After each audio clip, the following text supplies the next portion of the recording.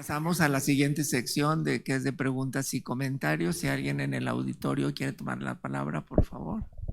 Sí, doctor, le van a pasar el micrófono. Muchísimas gracias por la actualización de las infecciones fúngicas en México. Como todos sabemos, es un problema de salud pública. Sin embargo, es un problema de salud pública poco atendido. Desafortunadamente, en poblaciones generalmente marginadas y reciben poca atención.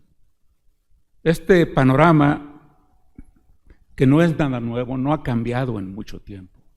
Y de luego nos preocupa muchísimo, porque aunque en casos que aquí no se mencionaron, como aquellos que afectan el sistema nervioso central y que son raros, que además se presentan en pacientes inmunosuprimidos, cuando se presentan son muy graves. Pues todo esto hace un panorama difícil en México. Es inconcebible que se hace una obra de tal magnitud como el Tren Maya o cualquier cosa de esas y no se hace un estudio epidemiológico del impacto que va a tener en este tipo de infecciones, sobre todo a la población expuesta, ya sea local o la que llega a trabajar. Y nos regresa a lo mismo, a un panorama difícil de entender como de salud pública. Para no alargarlo, la primera pregunta es, ¿qué hay en cuanto a las políticas nuevas o actuales que no se conforman con ver solamente que de repente tenemos un brote y que empezamos a ver más granulomas, que empezamos a ver cosas que no se mencionaron como histoplasmosis, coccidomicosis, etcétera, etcétera, y parece que no pasa nada? Entonces esta pregunta es muy importante. ¿Qué hay acerca de estas políticas nuevas? ¿Qué se necesita para que haya una iniciativa que a nivel del país contemple estas poblaciones que más nos preocupan, o sea, las más marginadas? Aunque sigue siendo muy útil el KOH, todos sabemos que no distingue entre especies cercanas. No podemos hacer diagnósticos diferenciales con una prueba que comúnmente se usa. Sin embargo, que sigue siendo de mucha utilidad. El estándar de oro sigue siendo el PCR, estamos totalmente de acuerdo. Y es muy bueno. La biología molecular, pero ¿cuánto le llega a estas poblaciones marginadas? Es una preocupación fundamental y sí nos gustaría saber qué hay. Y la otra pregunta, también lo más rápidamente posible, es, así como nos preocupa la resistencia a antibióticos de infecciones en general, también nos preocupa el panorama para los próximos años de las infecciones que se vuelven resistentes a antibióticos en el terreno de las infecciones fúngicas. ¿Cómo se ve el panorama de tratamientos con resistencia a antibióticos para los próximos 20 a 30 años? Muchísimas gracias. ¿Alguien quiere contestar las preguntas del doctor o hacer o alguna otra pregunta? Yo al final le voy a dar alguna respuesta al doctor. De los compañeros, sí. Yo le voy a comentar algo de resistencia. En hongos, pues el panorama en el 2050 es desalentador. Ahorita estamos trabajando con resistencia a terbinafina en hongos dermatofitos. Y cada hongo que analizamos tiene al menos 2 o 3 mutaciones en el gen de la enzima que se encarga de tratar de eliminar a este tipo de hongos. Algo importante es que muchos de los antifúngicos que se utilizan en el país son de venta libre, ya sea en pomada o sea en tableta. En cuanto a resistencia antimicrobiana, pues todos sabemos que se necesita una receta para poderlo surtir, pero en el caso de los hongos es más sencillo obtener una crema con terbinafina y utilizarla de manera, utilizarla de mala manera o de manera indiscriminada. Y eso lo que ha ocasionado es que estos hongos que hemos estado recuperando ahora, pues ya sean resistentes a terbinafina.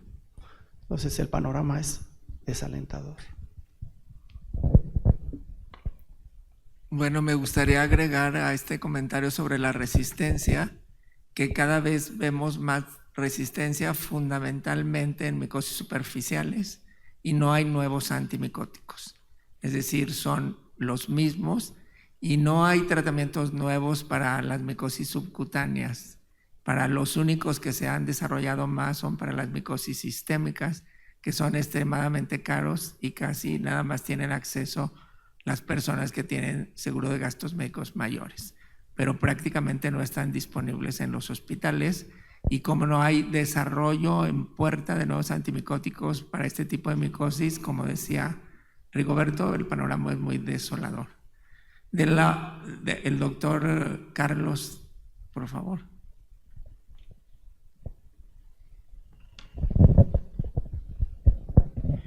Muchas gracias, muy buenas noches tengan todos ustedes. Soy Carlos Enrique Cabrera Pivaral, vengo de Guadalajara y quisiera hacer una reflexión y compartirla con todos ustedes. Por supuesto, este es un problema de salud pública en donde la magnitud y la trascendencia es francamente evidente y mostrado por los ponentes que el día de hoy nos acompañaron. Sin embargo, el reto es enorme, ya que con este % del Producto Interno Bruto destinado a los servicios de salud va a estar complicado que de aquí a 50 años dejemos de pensar en enfermedades emergentes. Probablemente sea esto muy atrevido, pero hace 20 años me preguntaron que si con el número de médicos y enfermeras que en ese momento teníamos y estábamos formando, íbamos a tener un mejor México en 20 años, y yo les dije que no, porque en ese momento éramos la mitad de los médicos que necesitaba México, la mitad de las enfermeras, la tercera, cuarta parte de las enfermeras que necesitaba México, y el número de camas inferior a lo que necesitaba México. Y van 20 años y creo que ahora estamos peor. Sin embargo, vemos más escuelas de medicina, más escuelas de enfermería, más escuelas de nutrición. No vemos tantas plazas que reciban a nuestros trabajadores de la salud egresados, a pesar de los esfuerzos del Sistema Nacional de Salud, en particular por el IMSS, que ha incrementado el número de plazas, pero el escenario es complicado. Y más complicado aún cuando hacemos evaluación de las competencias clínicas de nuestros médicos y enfermeras que egresan de las escuelas, y donde vemos que menos del 30% de los egresados tienen competencia para atender los principales problemas de salud que México enfrenta. No digamos estas enfermedades emergentes que el día de hoy se están reflexionando en este escenario. Es mi comentario, gracias. Gracias, doctor. ¿Alguna otra pregunta o comentario? Sí, allá atrás, por favor.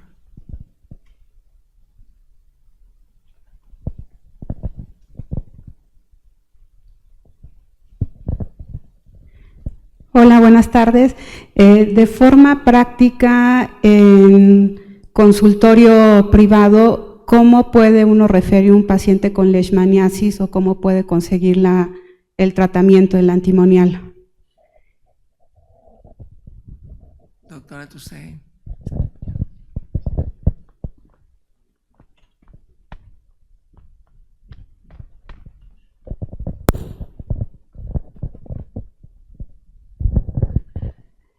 Tienen que dar informe o sea, dependiendo de la delegación en donde está o el municipio donde está, la institución de salud local. Y ahí le dan una serie de indicaciones para poder acceder al tratamiento. Entonces, tiene que acercar primero al nivel municipal. En el hospital nos tenemos que acercar al de Tlalpan y después el de Tlalpan ya sube al de la Ciudad de México. Entonces, acercarse a ese sistema, no sé si todas las alcaldías funcionan igual, pero hay unos requisitos específicos que le van a pedir al médico para que se confirme el diagnóstico de leishmaniasis, y ya se siguen una serie de pasos y procesos que van subiendo hasta los diferentes niveles de salud, pero tiene que ser por pasos en local y después salud y después federal. Bueno, complementando la respuesta de la doctora Toussaint, yo hablé personalmente con el doctor Cerón, el director del Centro Dermatológico de Yucatán, para ver qué hacían de mecanismos, porque yo consigo el glucantime por un mercado que llamo blanco y puedo resolver a algunos pacientes porque los podemos infiltrar localmente sin necesitar gran cantidad del medicamento.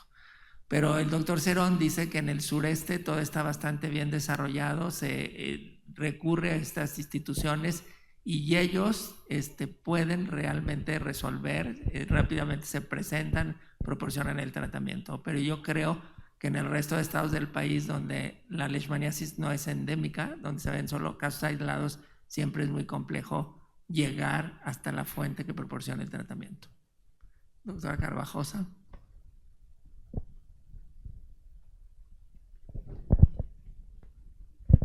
Gracias. Bueno, sí, tocando el tema de leishmaniasis, que es muy apasionante, yo he tenido la fortuna de poder estar ahí en el sureste en toda esta época del boom de la leishmaniasis con el Tren Maya, específicamente con el doctor Marco Romano Quintanilla, que creo que es una de las personas en el país que más sabe de leishmaniasis, junto con el grupo de Mérida y del grupo de Cancún, que estuvieron en esto, y durante todo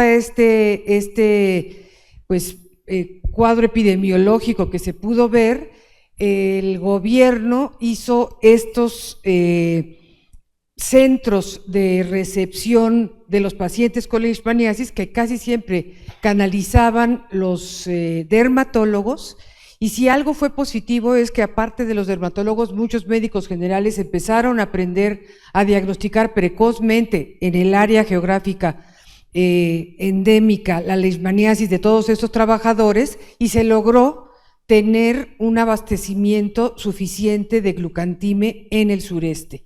Desde luego, sí enfatizo lo que me hicieron saber estos colegas de que los pasos burocráticos que tienen que seguir los pacientes, junto con el médico que canaliza al lugar de que va a hacer el diagnóstico de precisión, pues sí son largos, pero ya no tan largos como antes, porque efectivamente yo también soy testigo de este tipo de utilización de glucantime, no de mercado negro, sino de mercado blanco, que podíamos conseguir de repente para tratar a estos pacientes. Ahora sí se tiene el medicamento, aunque los pasos burocráticos están ahí.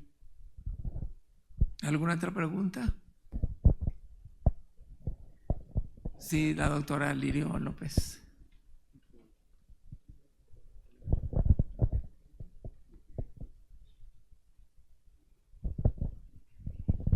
¿Existe alguna prueba o algún método para saber o determinar la resistencia a los antimicóticos en micosis superficiales?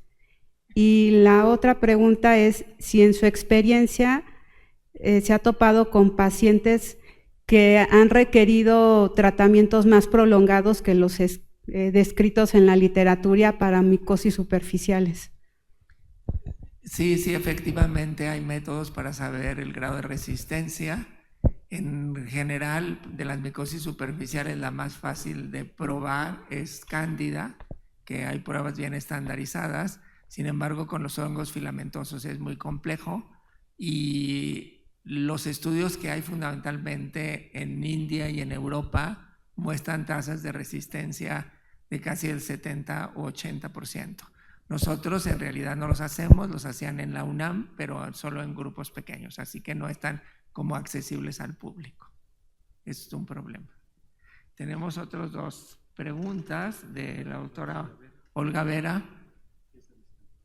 ¿Está a distancia? Sí, buenas tardes. Muchas felicidades por tan interesante simposio. Mi pregunta es en relación a la úlcera de los chicleros, o sea, con epidemia, resurgimiento de esta enfermedad con la construcción del Tren Maya. ¿Se pudiera hacer una precisión de cuántos casos se pudieron comprobar? Y las formas, aparte de las cutáneas, de hubo algún daño visceral de estos casos que se pudieron determinar. Y la otra pregunta es el hecho de que se haya determinado en forma temprana estos brotes, si se dejó secuela, por ejemplo, esas úlceras que acostumbramos a ver en los libros, las orejas destruidas, úlceras muy recalcitrantes, se pudieron ver casos de esta magnitud o los casos fueron curados en forma temprana.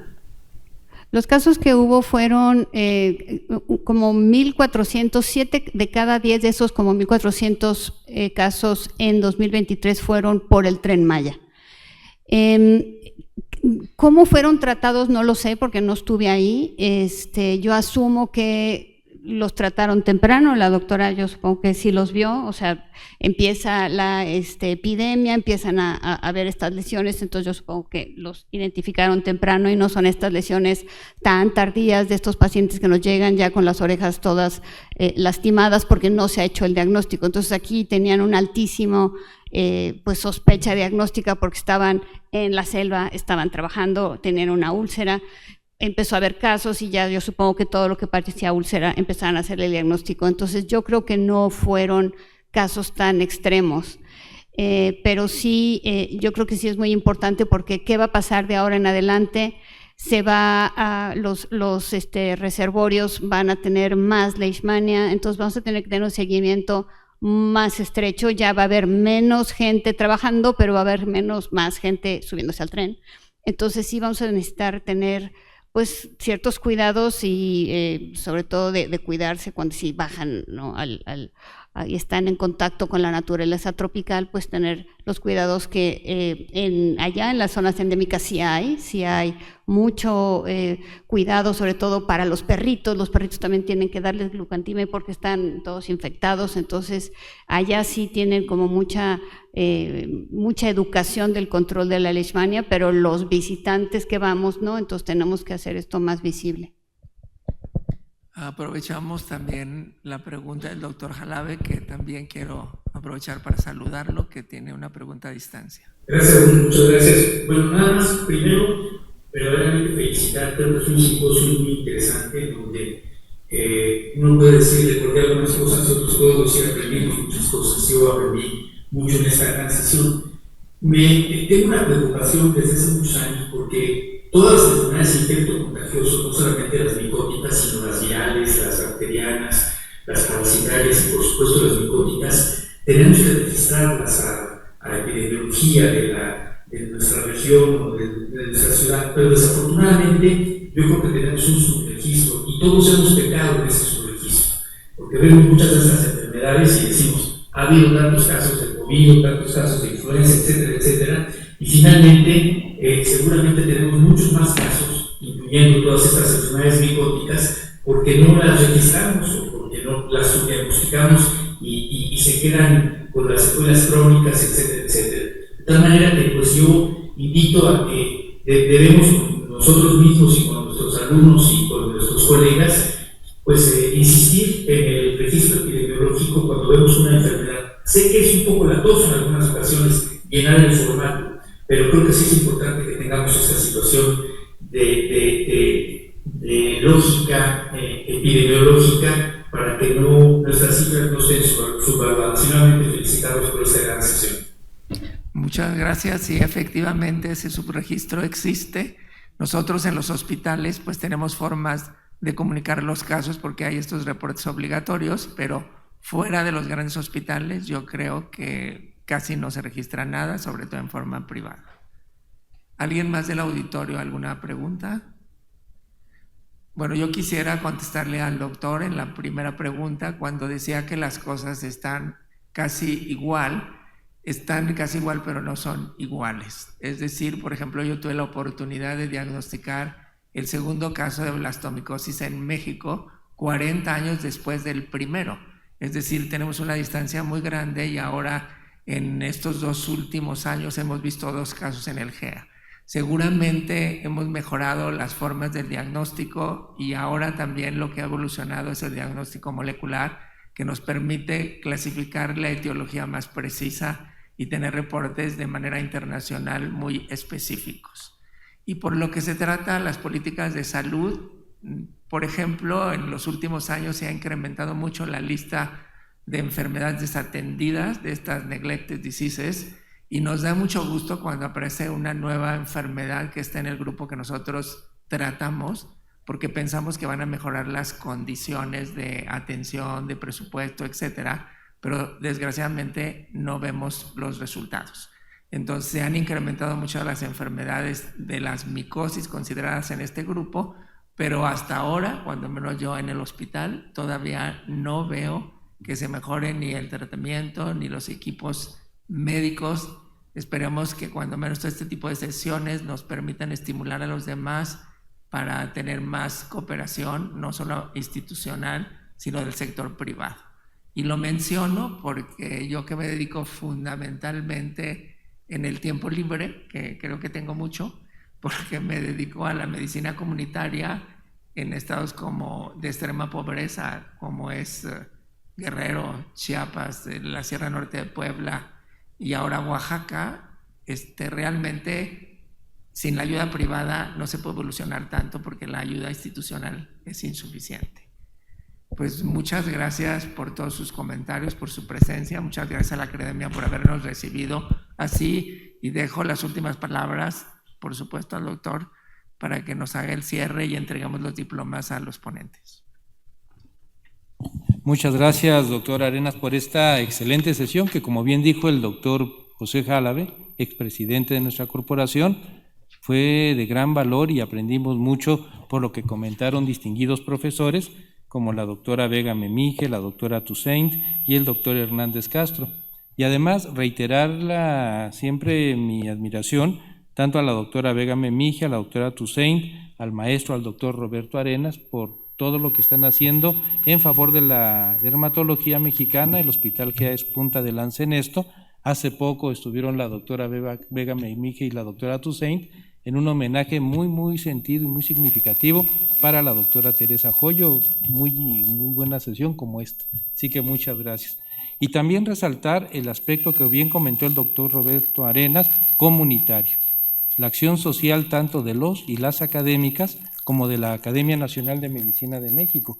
En este sentido, y como bien comenta el doctor Arenas, hay extrema pobreza en el país y la Academia fue testigo de esta en una reunión conjunta que hizo con el Colegio de la Frontera Sur, ahí en el estado de Chiapas, precisamente para evaluar el efecto en la salud de las migraciones.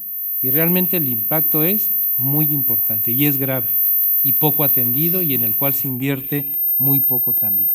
Así que bueno, este es el trabajo social de las y los académicos y de la Academia Nacional de Medicina de México. No todo es ciencia y tecnología, también es el trabajo social y el tiempo dedicado por los integrantes de esta corporación por el bien de la sociedad. Eso es clave y es fundamental. Salir de la burbuja que nos rodea, de esta esfera mágica de las instituciones, la ciencia y tecnología, para llegar a la realidad de nuestro país, como bien lo hace el doctor Arenas y muchos más. Y algo que también se trató aquí, mucho de esto que se está viendo como estas enfermedades emergentes, que aun si bien son pocas, excepto Leishmania con el pico que tuvo, bueno, estas van a seguir aumentando, porque el movimiento migratorio cada vez es más importante, la devastación del ecosistema cada vez es más importante, de ahí el concepto de una salud. Y bueno, es también importante ver este cambio climático que estamos viviendo y la devastación del medio ambiente. Seguramente a todas y todos ustedes, médicos en formación, que les reitero la bienvenida aquí a la Academia, les va a tocar ver los resultados, las consecuencias de lo que ahorita ya empezamos a ver, pero ustedes lo van a ver con más intensidad. Así que por todo esto fue una sesión muy importante. Así que muchas gracias, doctora Arenas, doctora Vega, doctora Toussaint, doctor Hernández, muchísimas gracias. Y a ustedes, chicas y chicos en formación, colegas, que ya son colegas de todos nosotros, colegas doctores, vengan a las sesiones de los miércoles o síganos por las redes de la Academia Nacional de Medicina. Nos pueden ver en el YouTube, en la misma página de la Academia. Brevemente vamos a reestructurar el X y el Instagram, y bueno, pero váyanos siguiendo en las redes que tenemos. Así que muchísimas gracias por su presencia. Como ya es costumbre, quiero comentarles las sesiones que tenemos en los siguientes días. El día 23 de julio vamos a tener el simposio titulado Estado de la Radio-Oncología en México, que va a ser coordinada por una distinguida académica, miembro de la corporación, la doctora Adela Poitevin Chacón, una muy importante radiooncóloga, y en el que van a participar el doctor Francisco Lozano Ruiz, el doctor Luis Contreras, la doctora Jaide Flores Balcázar y el doctor Alejandro Jiménez Acosta. Esta es la sesión que tenemos el siguiente miércoles. Y también les quiero hacer la invitación a todas y a todos ustedes para que estén con nosotros en la sesión de homenaje al maestro Guillermo Soberón.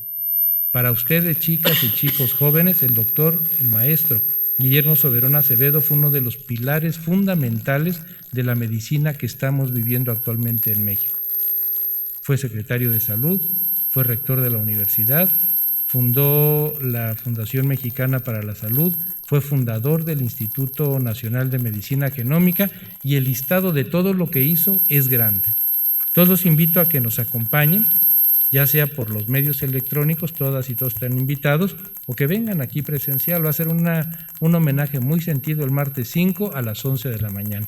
Van a estar con nosotros distinguidas personalidades que lo conocieron a fondo y convivieron con él, como el doctor David Kersenovich, secretario de Salud, el doctor Ramón de la Fuente, también secretario de Estado, es el secretario de Relaciones Exteriores, es nuestro canciller, el doctor José Narro, el doctor Adolfo Martínez Palomos y otros más que ven aquí en la lámina, que convivieron con él, que lo conocieron y que cada uno va a hablar puntualmente de la experiencia que tuvieron junto con él en las diferentes facetas de la vida del maestro Soberón.